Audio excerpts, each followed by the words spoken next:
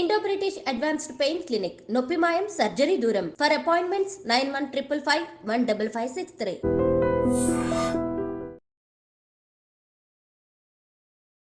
అందరికీ నమస్కారం. నేను Swaroopa Patlapalli. Welcome to iDream. Telangana తల్లి విగ్రహ మార్పు మీద ఇప్పటికీ చర్చ నడుస్తూనే ఉంది.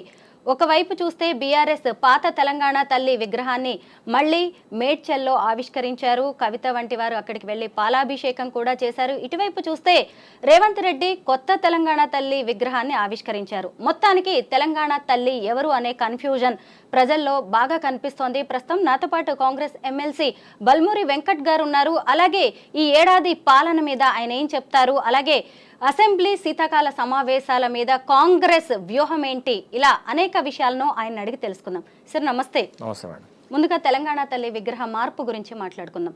అసలు అవసరం ఏంటంటారు? మార్పు ఎక్కడైందండి?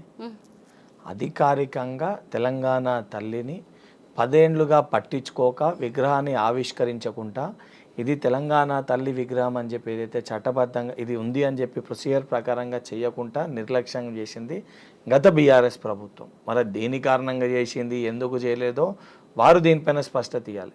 సో తెలంగాణ ఎమోషన్స్కి, తెలంగాణ సెంటిమెంట్స్కి, రేపటి తరానికి ఏదైతే సంబంధించి ఆస్తులు ఇవన్నీ అంటే రేపటి భవిష్యత్తు జనరేషన్స్కి చెప్పనికి ఇవి ఆస్తులు, తెలంగాణకి సంబంధించిన మన బ్రాండ్ కానివ్వండి, ఇవన్నిటిని కూడా ఏంటంటే వారు కావాలని చెప్పి వారు ఇంపార్టెన్స్ ఇవ్వలేదు. సో తెలంగాణ రాష్ట్రం ఆ సెంటిమెంట్ ఎమోషన్స్ని ఏదైతే తెలంగాణ రాష్ట్రం ఇచ్చిన పార్టీగా ఆ బాధ్యత ఆ పార్టీ వారసులుగా మా పైన ఉంది. ఆ సెంటిమెంట్స్ని ఎమోషన్స్ని కాపాడాల్సిన బాధ్యత మా పైన ఉంది. ఆ బాధ్యత మేరకు ఫస్ట్గా ఏదైతే తెలంగాణ గీతం ఏదైతుందో అందశ్రీ గారు పాడినరో, తెలంగాణ ఉద్యమ సమయంలో కూడా ప్రతి చోట ఆ పాట పాడుతుండే. ఎక్కడ ఇదే బీఆర్ఎస్ పార్టీ నాయకులు కానీ జేఏసీలో ఆ రోజు ఉన్న మీటింగ్స్ ఏది పెట్టాలన్నా అందశ్రీ గారి పాటతోటే కార్యక్రమం ప్రారంభమవుతుండే. కానీ తెలంగాణ రాష్ట్రం ఏర్పడిన తర్వాత దాన్ని అధికారిక గీతం చేయలేదు. దాని తర్వాత చాలా స్పష్టంగా తెలంగాణ ఉద్యమ సమయంలో గుండెల పైన టీజీ అని చెప్పి కానీ ఎక్కడ కూడా ఏపీ అనే పోస్టర్స్ ఉన్న వాటిపైన పెయింట్ వేసి టీజీ అని చెప్పి రాసిన దాఖలాలు ఆ దృశ్యాలు మనం చూసినాం ఉద్యమ సమయంలో. ఇప్పుడు కాదు, 1960s అజిటేషన్లో ఫోటోగ్రాఫ్స్ చూస్తే అప్పుడు కనబడుతుంది. తర్వాత ఏదైతే సంబంధించి మొన్న జరిగిన అజిటేషన్స్ కూడా చాలా స్పష్టంగా కనబడుతుంది. కానీ ఆ సెంటిమెంట్ని ఎమోషన్స్ని పక్కన పెట్టి టీజీని కాస్త టీఎస్ అని ఎక్కడన్నా మీరు చూసుకోండి, ఎనీ స్టేట్, ఉత్తరప్రదేశ్కి ఏమని ఉంటుంది లేదా అస్సాంకి ఏమని ఉంటుంది, ఎక్కడ కూడా స్టేట్ అనేది ఉండదు. టీఎస్ అనేది తెలంగాణ స్టేట్, ఎస్ అనే స్టేట్ పదానికి ఎక్కడ కూడా స్టేట్ పేరుతోటి ఉంటుంది తప్ప కానీ స్టేట్కి ఎక్కడ కూడా ఉండదు. కేవలం టీఆర్ఎస్ కాబట్టి టీఎస్ అని పెడితే టీఆర్ఎస్ని రిజంబుల్ అవుతుంది అని చెప్పని ఆ ప్రజల మనోభావాలు దెబ్బతీసే విధంగా ఆ రోజు వారు వివరించి టీఎస్గా చేశారు. అండ్ జయ జయ గీతాన్ని అఫీషియల్గా దాన్ని చేయలే. ఎందుకనంటే అదేంది చేసేది, అందులో మరి బహుశా వారి పేర్లు లేవనో లేదా వారి కుటుంబ సభ్యుల పేర్లు లేవనో లేకపోతే వారి పార్టీ పేరు లేదనో ఏ రకంగా వారు భావించారో మరి వారు చెప్పాలి దానికి సమాధానం. బీఆర్ఎస్ పార్టీ నాయకులు కేసీఆర్ గారు సమాధానం చెప్పాలి. మరి దాన్ని అధికారిక గీతం చేయలే. అండ్ తెలంగాణ తల్లి విగ్రహము 2007లో విజయశాంతి గారు ఒక నమూనాను ఆ రోజు రూపొందించి ఇదే బీబీ నగర్లో, ఈ రోజు ఉన్న దాన్ని కొంచెం అది సిమిలర్గా ఉంటుంది, ఆ రోజు వారు రూపొందించుకోరు.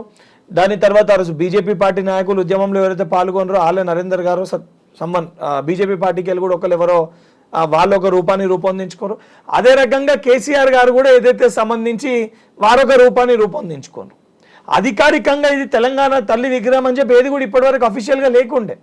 అఫీషియల్గా నిజంగా ఉండి చేసి సెక్రటేరియట్లో వాళ్ళు ఏదైతే సచివాలయం కట్టినప్పుడే, సచివాలయం ఇనాగ్రేషన్ అయ్యే రోజే ముందు తెలంగాణ తల్లి విగ్రహాన్ని కూడా ఆ రోజు ఆవిష్కరించాల్సిన బాధ్యత వారిపైన ఉండే.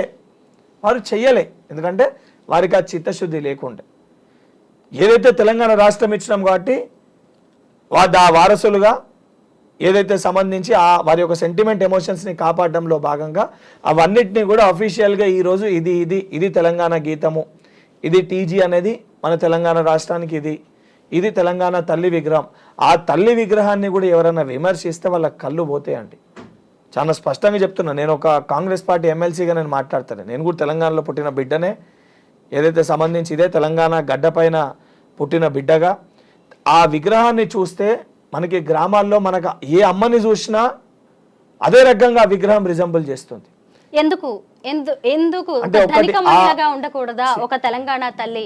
బతుకమ్మ లేని, బంగారం లేని తెలంగాణ తల్లి ఇంత బోసిగా ఉంది అని కూడా విమర్శలు వినిపిస్తున్నాయి. బోసిగా తెలంగాణ తల్లి ఉందని చెప్పి మీరు మాట్లాడితే తెలంగాణలో ఆ రకంగా ఉండే మహిళలందరినీ కూడా మనము ఏదైతే అగౌరవపరిచినట్టే.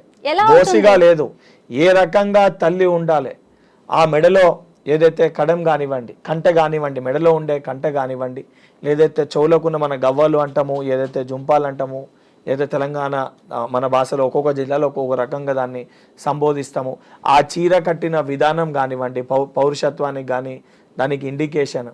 సాగల ఐలమ్మ కానీ ఎవరన్నా కూడా గత మీరు ఎన్నో స్టాచ్యూస్ చూసుకుంటే ఆ చీర కట్టే విధానం కానివ్వండి, ఆ గ్రీన్ కలర్ శారీ ఇండికేషన్, ఏదైతే దానికి సంబంధించి కింద ఏదైతే ఆ బేస్మెంట్లో ఉన్న పిడికెలతోటి ఏదైతే తెలంగాణ మూమెంట్ ద్వారా తల్లిని సాధించుకున్నామని చెప్పి మళ్ళీ పైన చేతులతోటి పైకి తీసుకొచ్చిన విగ్రహం కానివ్వండి, అంటే చాలా స్పష్టంగా చేతులు ఏదైతే సంబంధించి తెలంగాణ ఇస్ అగ్రికల్చర్ స్టేట్, ఆ ఉన్న దాంట్లో ఏదైతే సజ్జలు కానివ్వండి, దానికి సంబంధించి ఆ ఉన్న ఇండికేషన్, ఆ పంట తెలంగాణలో పండే పంట, దానికి ఉన్న జొన్నలు అవన్నీ ఇండికేషన్స్ కానివ్వండి, అంటే చాలా స్పష్టంగా ప్రతి ఒక్కటి కూడా రిజంబుల్ చేస్తుంది. అండ్ దానితో పాటు ముఖ్యంగా ఈరోజు ఏదైతే బీఆర్ఎస్ పార్టీ వాళ్ళు విమర్శిస్తారో చేతు ఈ రకంగా ఉంది, హస్తం అని చెప్పి మాట్లాడితే, అదే ట్యాంక్ బండ్ పైన, అదే నెక్లెస్ రోడ్ పైన గౌతమ్ బుద్ధుని విగ్రహం కూడా ఉంటుంది.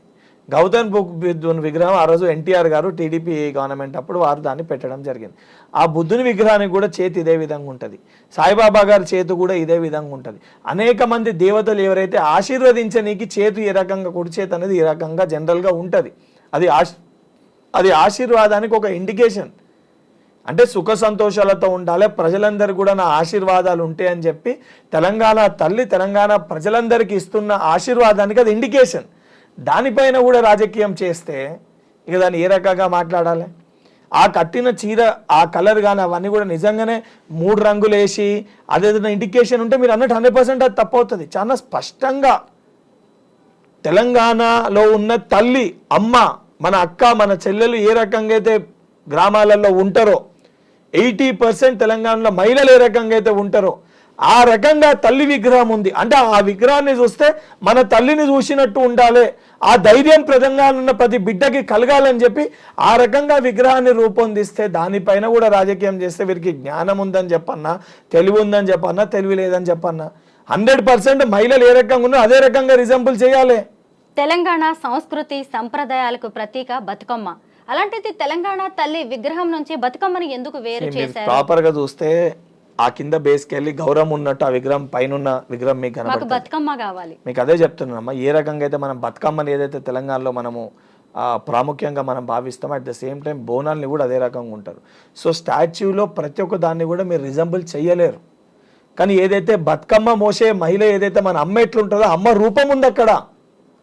బతుకమ్మలో కూడా ఏదైతే అమ్మ రూపం ఏదైతుందో మనకు ఆ రూపం కనబడుతుంది అక్కడ. మన అమ్మ రూపం మనం కనబడుతున్నాక కూడా ఇంకా దానిపైన విమర్శలు చేస్తే అది కేవలము ఆ విగ్రహాన్ని పైన విమర్శలు చేసినట్టు కాదు, మన తెలంగాణ ఉన్న తల్లిల పైన మనం విమర్శలు చేస్తున్నాం. అంటే తెలంగాణ గ్రామీణ స్థాయిలో ఉన్న మహిళలు కానీ ఏదైతే పోతున్న వాళ్ళందరూ కూడా బోసిపోయి ఉన్నట్టు వాళ్ళందరూ తయారవుతున్నట్ట. ఆ రకమైన వైఖరా మన బీఆర్ఎస్ పార్టీ వాళ్ళది? అంటే మనం ఎదుగుదలని కోరుకోవాలి కానీ ఇలాగే ఎప్పటికీ అలాగే ఉండాలి. ఎదుగుదల అంటే కేవలము మనం వేసుకునే నగల్లోనో ఏదైతే సంబంధించి మనం అష్టైశ్వర్యాలతోటి మన రూపంలో కాదు. ఎదుగుదల అంటే మనసులో ఎదిగి ఏదైతే అందరూ బాగుండాలి, అందరూ సుఖ సంతోషాలతో ఉండాలి, అందరూ కలిసిమెలిసి ఉండాలి, అందరూ కుటుంబ సభ్యుల లెక్క ఉండాలి, ఏదైతే సంబంధించి మంచిని పెంచే విధంగా ఉండాలన్నట్టు ఎదుగుదల ఉండాలి తప్ప రూపం పరంగా, ఆకారం పరంగా ఎదుగుదల ఉన్నట్టుంటే సరిపోదు. వెంకట్ గారు, ఇప్పటికే బీఆర్ఎస్ ప్రభుత్వం చాలా చోట్ల తెలంగాణ తల్లి విగ్రహాలని ప్రతిష్ఠించింది. మరి ఇప్పుడు ఆ విగ్రహాలను కొత్త అంటే అదే చేశారు. తెలంగాణ కేసీఆర్ అధికారికంగా ఎందుకు చేయలేకపోయి ఎందుకు చేయలే అంటే వాస్తు బాగలేదని అంటే సెక్రటేరియట్ కట్టుకోరు, ప్రగతి భవన్లో ఇబ్బంది ఉందంటే ప్రగతి భవన్ కట్టుకోరు, ప్రతి జిల్లాలో 33 జిల్లాలలో ఆఫీసులకి స్థలాలు పెట్టుకోరు, కొన్ని జాగాలలో పెద్ద పెద్ద పార్టీ ఆఫీసులు కట్టుకోరు. సేమ్ మీకు ఇక్కడ ఉన్న టీఆర్ఎస్ తెలంగాణ భవన్ లెక్క సిరిసిల్లలో ఒక భవన్ కట్టుకోరు, అందరూ ఫార్మ్ హౌస్లు కట్టుకోరు. ఇన్ని కట్టుకోనికి మీకు సమయం ఉన్నప్పుడు ఎందుకు తెలంగాణ తల్లి విగ్రహాన్ని మీరు ఎందుకు అధికారికంగా చేయలేదు? దాని వెనుక ఉన్న ఆలోచన ఏంది, ఎందుకు చేయలేదు అనేది వారి సమాధానం చెప్పాలి. అంటే మీకు చిత్తశుద్ధి లేకుండానా, లేకపోతే ఇంకేదన్నా విగ్రహాన్ని ఇంకేదైనా రూపం తెస్తామని అనుకున్నారా అనే దానిపైన వారు స్పష్టత చెప్పాలి. చెప్పక ఈరోజు దానికి అధికారికంగా చేసి ఆ ప్రొసెస్ ఏ స్టేట్ కన్నా కూడా అఫీషియల్గా ఆ స్టేజ్ తల్లి స్టాచ్యూ ఉండన్నా ఉండొద్దా? 10 ఏళ్ళుగా వారు చేయలే. ఈరోజు ఆ మంచి కార్యక్రమాన్ని ఏదైతే చేస్తుంటే దానిపైన విమర్శలు చేస్తే ఎట్లా అండి? మంచి కార్యక్రమం అంటారా? మార్పు అంటే ఇంకా చాలా మార్పులు చేయాల్సింది ఉన్నప్పుడు మార్పు ప్రారంభం అయ్యేది ఏదైతే సంబంధించి తెలంగాణ రాష్ట్రంలో ఇవన్నీ మన సెంటిమెంట్స్కి సంబంధించినవి, మన ఎమోషన్స్తో కూడుకున్నాయి. టీజీ కానీ, తెలంగాణ తల్లి విగ్రహం కానీ, తెలంగాణ గానం కానీ, ఆ గీత కానివ్వండి, ఆ పాట కానివ్వండి, ఇవన్నీ కూడా మన మనోభావాలకి సంబంధించినవి. ముందు ఏదైతే సంబంధించి మన మనోభావాలు, మన ఏదైతే సంబంధించి మన ఎమోషన్స్, మన సెంటిమెంట్స్ని, తెలంగాణ ప్రజలందరి సెంటిమెంట్స్, మనమంటే నేను ఒక్కనో లేదా కాంగ్రెస్ పార్టీయో కాదు. తెలంగాణలో నేను కూడా ఇక్కడనే పుట్టిన, నేను కూడా అందులో ఒక భాగస్వామిని. తెలంగాణ పౌరునిగా మన అందరి మనోభావాలకు సంబంధించిన విషయం అని, మన అస్తిత్వానికి సంబంధించిన విషయాలు అవి. అవన్నిటినీ కాపాడాల్సిన బాధ్యత ప్రభుత్వాలపైన ఉంటుంది.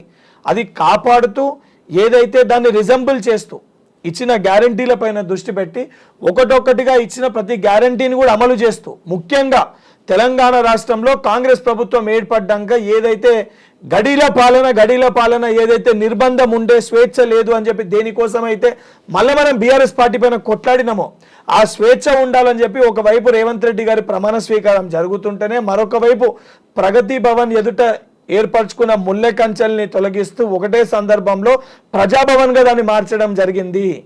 ఏదైతే ధర్నా చౌకే ఉండొద్దు, ఇంటి బయటికి వస్తే ముందస్తు అరెస్టు చేస్తామని చెప్పి భయభ్రాంతులకు గురి చేసిన కాడ నిజంగా స్వేచ్ఛ ఉండాలి, ప్రతిపక్షాలకు ఏదైనా ఇబ్బందులు ఉన్నా ధర్నా చౌక్ ఉండాలని చెప్పి ధర్నా చౌక్ని తెరిచి సమస్యలు ఏమన్నా ఉంటే ధర్నా చౌక్లో ధర్నా చేస్తే అంత వాస్తవాలు ప్రభుత్వం పరిగణలోకి తీసుకొని 100% ఆ సమస్యల్ని పరిష్కరిస్తామని చెప్పి ఒక భావాన్ని తెలంగాణ రాష్ట్రంలో మళ్ళీ రేవంత్ రెడ్డి గారు ప్రభుత్వం ఏర్పడ్డాక తీసుకురావడం జరిగింది.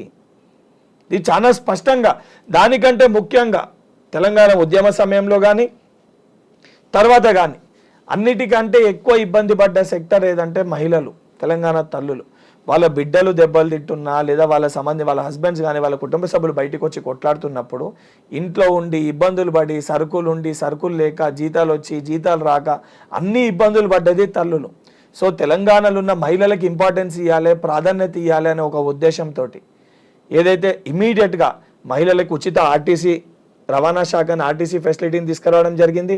500 రూపాయలకి గ్యాస్ సిలిండర్ తీసుకురావడం జరిగింది. ఎందుకంటే పొదుపు పైసలు చేయాల్సింది, ఆ పైసలు మిగిలేదు మళ్ళీ ఇంట్లో మన అమ్మలకి మన అక్కలకి వాళ్ళకి 500 రూపాయల గ్యాస్ సిలిండర్ తీసుకురావడం జరిగింది. 200 యూనిట్ల ఉచిత కరెంటు తీసుకురావడం జరిగింది. మహిళలకి వడ్డీ లేని రుణాలు ముందుండే అవన్నీ తీసేసారు, మళ్ళీ వడ్డీ లేని రుణాలు తీసుకురావడం జరిగింది. మహిళలకి సంబంధించి నైట్ బజార్ని వీళ్ళు కార్పొరేటర్లకు లేదా వ్యాపారం కోసమో శిల్పారామం దగ్గర నైట్ బజార్ని కేటాయించే ప్రయత్నం చేస్తే మహిళలు ఏదైతే తయారు చేసిన వస్తువులని అమ్ముకోనికి కంప్లీట్గా వారి కోసం ఆ మార్కెట్ని కూడా ఓపెన్ చేయడం జరిగింది. దానితో పాటు ఏదైతే తెలంగాణ రాష్ట్రానికి వెన్నుముక్కగా ఉన్న రైతులకి 2 లక్షల రూపాయల రైతులకి రుణమాఫీ చేయడం జరిగింది. దానితో పాటు తెలంగాణ ఉద్యమంలో క్రియాశీలక పాత్ర పోషించింది నీళ్లు, నిధులు, నియామకాలు. ఆ నియామకాల పైన నమ్మకాన్ని కోల్పోయి ఉద్యోగ నోటిఫికేషన్ వచ్చినా, ఎగ్జామ్ రాసినా పేపర్ లీక్ అవుతుందా, ఉద్యోగ పత్రం వస్తుందా రాదా అని ఒక భరోసాని కోల్పోయిన విద్యార్థులకి భరోసా కల్పించే దిశగా టీజీపీఎస్సీ ప్రక్షాళన చేసి కోర్టు కేసు పరిధిలో పెండింగ్లో ఉన్న ఉద్యోగ నోటిఫికేషన్లు అన్నింటినీ కూడా పరిష్కరించి 55,000 పైచీలకు ఉద్యోగ నియామక పత్రాలు అందించి 100% కేవలం నోటిఫికేషన్ ఇచ్చి ఎగ్జామ్ కండక్ట్ చేస్తే ఉద్యోగాలు ఇచ్చినట్టు కాదు, ఒక నిరుద్యోగికి ఉద్యోగ పత్రం అందిస్తేనే ఉద్యోగం ఇచ్చినట్టు అని చెప్పి ఆ యొక్క పరిస్థితిని, ఆ భరోసాని కల్పించిన ప్రభుత్వం ఈరోజు రేవంత్ సర్కార్, కాంగ్రెస్ ప్రభుత్వం. విద్యార్థులకు ఏదైతే విద్య లేక ఇబ్బంది పడుతున్న విద్యార్థులకి ఇంటిగ్రేటెడ్ తరహాలో ప్రతి నియోజకవర్గంలో మోడల్ స్కూల్స్ ఉండాలని చెప్పని 28 మోడల్ స్కూల్స్ని మొదటి దఫాలో ప్రారంభించి ఏదైతే 119 నియోజకవర్గాల్లో కూడా ప్రతి నియోజకవర్గంలో ఇంటిగ్రేటెడ్ మోడల్ స్కూల్స్ని ఏర్పాటు చేయాలని చెప్పి నిర్ణయం తీసుకొని స్టార్ట్ చేయడం జరిగింది. దానితో పాటు అందరి కళ ఇందిరమ్మ ఇల్లు, నియోజకవర్గానికి 3,500 ఇల్లు చొప్పున అన్ని నియోజకవర్గాల్లో ఇందిరమ్మ ఇల్లు ప్రారంభించడం జరిగింది. దళారులు మధ్యవర్తులు ఉండొద్దని చెప్పి దానికి ఒక యాప్ని తీసుకొని వచ్చి డైరెక్ట్గా మీరు అప్లై చేసుకుంటే డైరెక్ట్గా వాళ్ళ ఖాతాలని డబ్బు పడే విధంగా ఆ యాప్ను కూడా స్టార్ట్ చేసి దాన్ని కూడా ఆ స్కీమ్ని కూడా ప్రారంభించడం జరిగింది. దానితో పాటు డైట్ ఛార్జీలు లేక ఇబ్బంది పడుతుంటే ఇమీడియట్గా ఏదైతే 50% స్టూడెంట్స్ కోసం డైట్ ఛార్జీలు కూడా పెంచడం జరిగింది. ఇవన్నీతో పాటు కేవలము విద్య చదువు ఉంటేనే కాదు, ఉద్యోగం రావాలంటే స్కిల్ కూడా ఉండాలి. స్కిల్ ఉంటేనే ఉద్యోగాలు సాధించగలుగుతామనే ఒక ఉద్దేశంతో స్కిల్ యూనివర్సిటీని ప్రారంభించడం జరిగింది.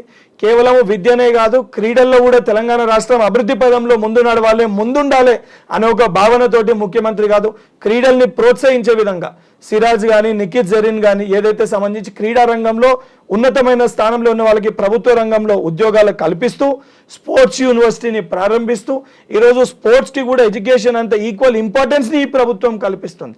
అంటే 1 yearలో నేను చెప్పనీకే 3-4 నిమిషాలు పట్టింది. ఎన్ని గ్యారెంటీస్ ఎన్ని స్కీమ్స్ ప్రోగ్రెస్ రిపోర్ట్ ప్రజలకి మేము ఇచ్చిన హామీలు ఏవైతున్నాయో ఇచ్చిన గ్యారెంటీలో భాగంగా ఒక్కొక్కటిగా ప్రతి గ్యారెంటీని కూడా ప్రజలకు ఇంప్లిమెంట్ చేస్తున్నాము. ప్రజలకు ఒక భరోసాని కల్పిస్తున్నాము. ఇది ప్రజా ప్రభుత్వము, మీకోసం ఏర్పడిన ప్రభుత్వము. ఇది కేవలం ఏదైతే ధనికుల కోసమో లేదా ఒక కుటుంబం కోసం ఏర్పడిన ప్రభుత్వం కాదు. ఇది తెలంగాణలో ఉన్న సామాన్యమైన బడుగు బలహీన పేద వర్గాల కోసము, రైతుల కోసము, విద్యార్థుల కోసం, యువకుల కోసము వాళ్ళ ఏదైతే కష్టాలని తీర్చనీకి ఏర్పడిన ప్రభుత్వం అని ఒక భరోసా కల్పించే ప్రభుత్వము కాంగ్రెస్ ప్రభుత్వం. ఒకవైపు తెలంగాణ తల్లిని మహిళల సాక్షిగా ఆవిష్కరించి ఇంకొక వైపు ఆశా వర్కర్లు వేతనం గురించి అడిగితే దాడికి పాల్పడ్డారు. దీన్ని దుశ్శాసన పర్వం అని కేటీఆర్ అభివర్ణించారు. ఆశా వర్కర్లకి సంబంధించి మీరు 2 ఇన్సిడెంట్స్ అయినాయి. ఫస్ట్ డే అసెంబ్లీ సెషన్ టైంలో ఒక group of sector ASHA workers assembly ముట్టడి చేశారు. అది టీఆర్ఎస్ పార్టీకి అనుసంధానం ఉన్న ఒక వింగ్, అంటే వాళ్ళ డిపార్ట్మెంట్కి సంబంధించి. దాని తర్వాత నిన్న ఇంకో డిపార్ట్మెంట్ వాళ్ళు కూడా వెళ్ళిండ్రు టీవీవీపీ ఆ మెడికల్ కోటి సంబంధించిన డిపార్ట్మెంట్ దగ్గరికి. వాళ్ళు వెళ్తే వారు మాట్లాడి వాళ్ళ ఇష్యూస్ అన్ని రిజాల్వ్ అయ్యి వారు బయటికి వచ్చి స్వాగతిస్తున్నాము, మాకున్న 50% ప్రాబ్లమ్స్ రిజాల్వ్ అయినాయి అని చెప్పి వారు స్టేట్మెంట్ ఇచ్చారు. కానీ ఇక్కడ ఉన్న ఇష్యూ ఏందనంటే లాస్ట్ 10 yearsలో వీళ్ళు చెయ్యలేంది, వీళ్ళు ఏం చేశారు లాస్ట్ 10 ఏళ్ళుగా అనే అంశాలపైన చర్చ పెడితే చర్చకి రారు.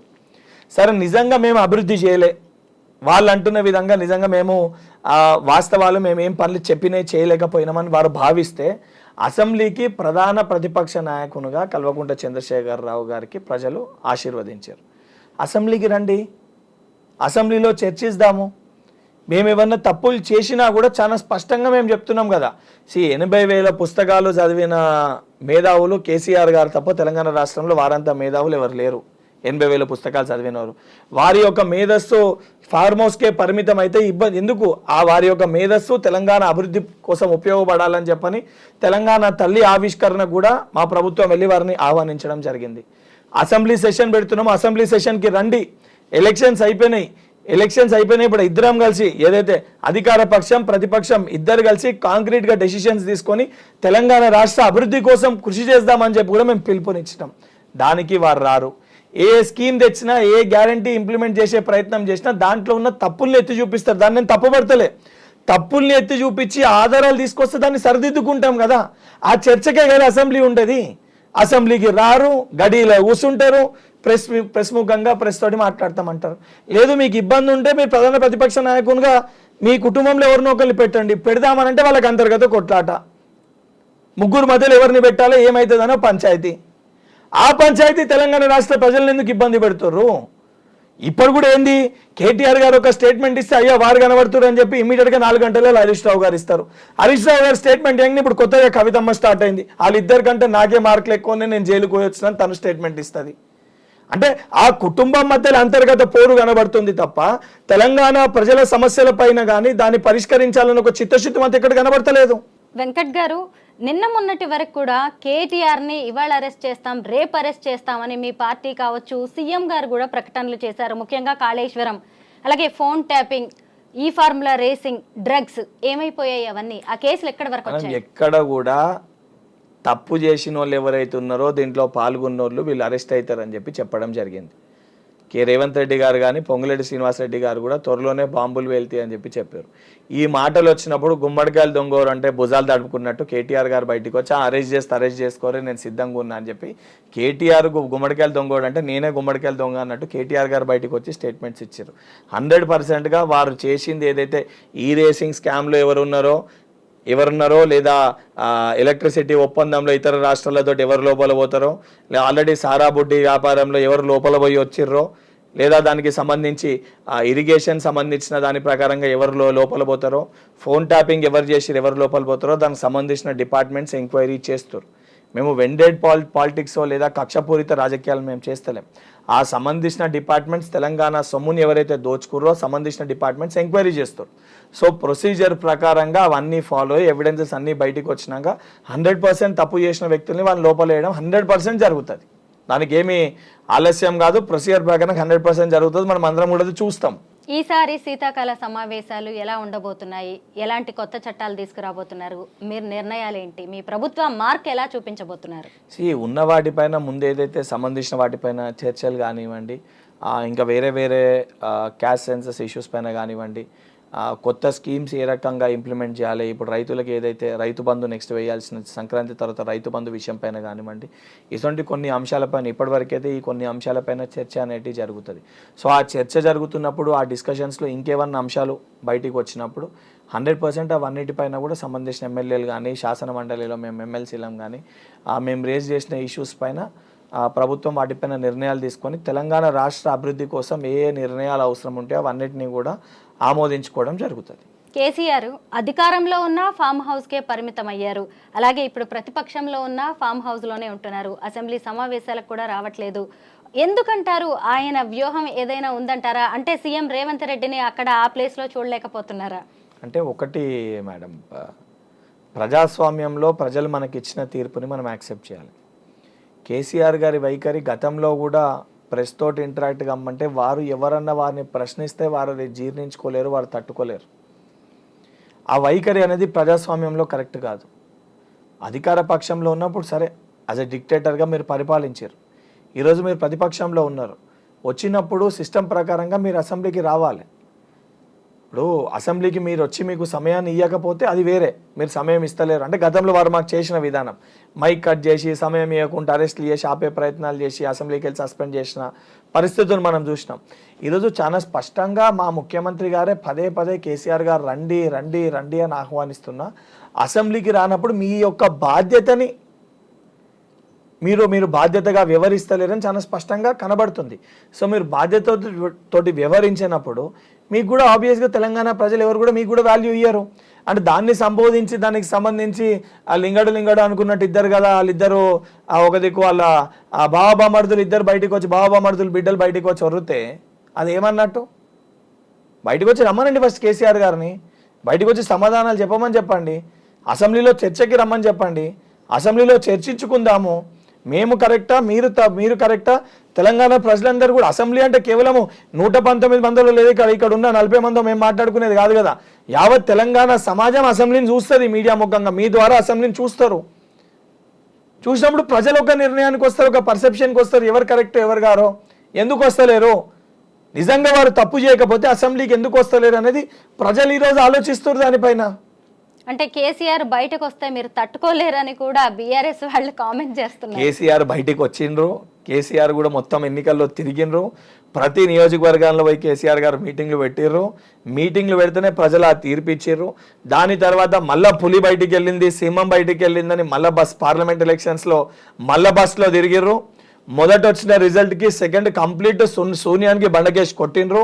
దానికే నేను బయటికి వచ్చిన పరిస్థితి బాగలేదని చెప్పని ఆలోచించి ప్రభుత్వము ఇది మంచి దిశలో నడుస్తుంది, మంచిగా నడుస్తుంది, ఇప్పుడు దాన్ని ఏమనలేమో, ఒక విజన్ గల ప్రభుత్వం ఇది, దాన్ని విమర్శిస్తే ఇంకా ప్రజలు నన్ను తిడతారని బహుశా ఒక ఆలోచనకు వచ్చి వారు ఫార్మ్ హౌస్కి పరిమితమైనరని నేను అనుకుంటున్నా. మొత్తానికి కేసీఆర్ బయటికి రావాలి, ముఖ్యంగా అసెంబ్లీకి రావాలని మేమందరం అయితే కోరుకుంటున్నాం. అలాగే తెలంగాణ తల్లి మార్పు మీద కొంత కన్ఫ్యూజన్ అయితే ఉంది. మీ ఇంటర్వ్యూతో అందరికీ క్లారిటీ వస్తుందని అనుకుంటున్నాను. థ్యాంక్ యూ సో మచ్ అండి.